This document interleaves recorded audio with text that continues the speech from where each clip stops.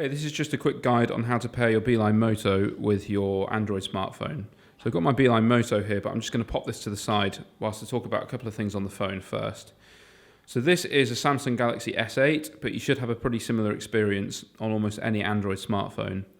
Now the first thing to do, of course, is to download the Beeline app from the Google Play Store. And then also you're going to want to make sure your Bluetooth is switched on.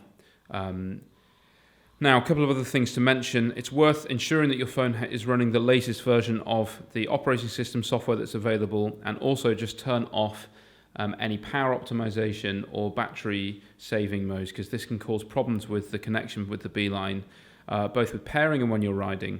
So let's get into the pairing process. So I've got my Beeline Moto here, and when you take it out of the box, it will be turned off. So you just need to tap and hold this top button here until it turns on. Now you'll see it will cycle through these two screens, and it gives you like a unique code that means you can find it in the list of devices that comes up when it searches and select the right one to pair with. So this is B04F. So if you just tap on this little icon in the top right hand corner, your phone will search for nearby devices. Now we're in the Beeline office here, so there are loads of Beelines, but you will probably only see your one Beeline in your list. So this is the right one here. We're just going to wait for it to pair. Usually only takes a couple of seconds.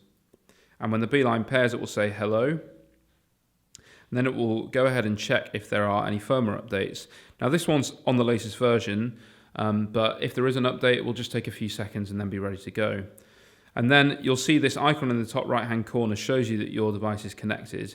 And this is very handy because, for example, if your device is turned off, you can see it will show you that it's not there. So if you're trying to find your Beeline or just want to make sure it's turned on, that's a very handy feature. If you have any further questions or problems, just head to the beeline.co website, where you'll find lots of helpful support documents and other information.